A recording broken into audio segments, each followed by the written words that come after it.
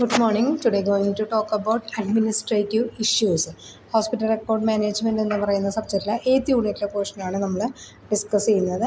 Administrative issues എന്ന് പറഞ്ഞാൽ നമ്മൾ അതിൽ റെക്കോർഡ് ചെയ്യുമ്പോൾ medical records are legal document used as evidence by subpoena duces tecum and subject to law of the country state which does produced.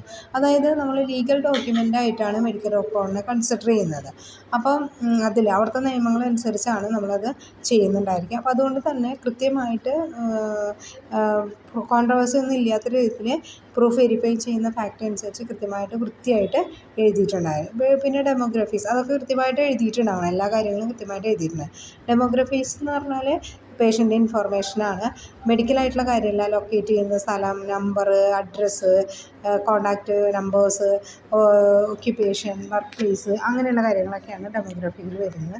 Production എന്ന് പറഞ്ഞാൽ date of time, എന്നാണ് ഇത് ചെയ്തിട്ടുള്ളത്, റെക്കോർഡ് ചെയ്തത്, അങ്ങനെയുള്ള കാര്യങ്ങളൊക്കെയാണ് production. Errors is the record should be stuck out the single line. അതായത് ഇനി എന്തെങ്കിലും എറർ വരികയാണെങ്കിൽ നമ്മൾ ഒറ്റ ലൈൻ കൊണ്ട് കട്ട് ചെയ്യുക, എന്നിട്ട് കറക്റ്റ് ചെയ്തിട്ട് സൈൻ ചെയ്തിട്ട് വേണം എഴുതാനായിട്ട്.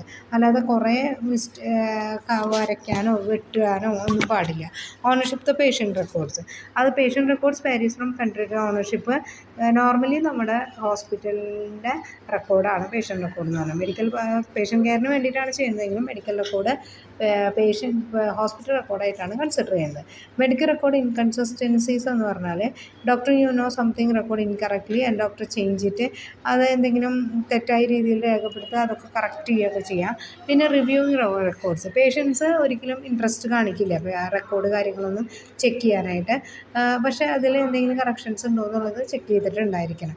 പിന്നെ ടൈപ്പ് ഓഫ് എറേഴ്സ്, സാധാരണ രീതിയിൽ വരുന്ന ഒരു എററാണ് എന്തെങ്കിലും വാക്ക്. ഇപ്പോൾ ഇവിടെ തന്നിരിക്കുന്ന മെസൻട്രിക് എന്നുള്ളത് ഇൻകറക്റ്റ്ലി സ്പെൽഡ് മെസൻട്രിക് എന്നാണ് പറയുക, പക്ഷേ സ്പെല്ലിങ്ങിൽ MESCNTERIC എന്നാണ്. പക്ഷേ അത് മെസൻട്രിക് എന്ന് പറയുമ്പോൾ നമ്മൾ TIRIC എന്ന് എഴുതാനുള്ള സാധ്യതയുണ്ട്. അങ്ങനെയുള്ള എററുകളൊന്നും അത്ര പ്രശ്നമുള്ളതല്ല. പിന്നെ അതുപോലെ തന്നെ നമ്മുടെ പേരോ അഡ്രസ്സോ ഫോൺ നമ്പറോ ഒന്നും തെറ്റാനായിട്ട് പാടില്ല. അത് കൃത്യമായിട്ട് എന്തെങ്കിലും ആ ഫോൺ നമ്പറൊക്കെ ചേഞ്ച് ചെയ്യുമ്പോൾ അത് അപ്ഡേറ്റ് ചെയ്യണം, അത് കൃത്യമായിട്ട് അപ്ഡേറ്റ് ചെയ്യണം. പിന്നെ റെക്കോർഡ് സൈസ് ഓർ അപ്പോയിൻമെൻറ്റ്, പിന്നെ നമ്മൾ സാധാരണ ഇതിൽ ഡോക്ടർ അപ്പോയിൻമെൻറ്റ് 2 മണിക്കാണ് എന്നുണ്ടെങ്കിൽ നമ്മൾ സാധാരണ ആ സമയത്തിന് ശേഷമോ അതിന് മുന്നേയൊക്കെ എത്താം, അല്ലെങ്കിൽ അതിന് ശേഷമൊക്കെയാണ് വരുന്നതെങ്കിൽ ചിലപ്പോൾ സംടൈംസ് എന്തായിരിക്കും ഡോക്ടർ ഇരിക്കുന്ന സമയം 3 വരെ ഉള്ളൂ.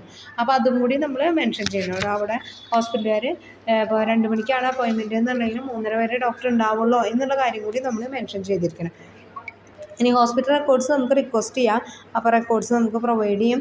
അത് കൃത്യമായിട്ട് ലെറ്ററായിട്ട് നമ്മൾ റിക്വസ്റ്റ് ചെയ്യണം. അങ്ങനെയാണെങ്കിൽ മാത്രമാണ് അത് കൃത്യമായിട്ട് നമുക്ക് പ്രൊവൈഡ് ചെയ്യുള്ളൂ. അപ്പോൾ കൃത്യമായിട്ട് റെക്കോർഡ് അവർ കീപ്പ് ചെയ്ത് വെക്കണം റെക്കോർഡ്സ്. അതാണ് മെയിനായിട്ട് പറയുന്നത്. അത് റിക്വസ്റ്റ് ഫോം ഉണ്ടായിരിക്കണം. റിക്വസ്റ്റ് ഫോമിനനുസരിച്ചാണ് റെക്കോർഡ് നമ്മൾ പേഷ്യൻറ്റിന് കാണിച്ചു കൊടുക്കുന്നത്. Okay, thank you.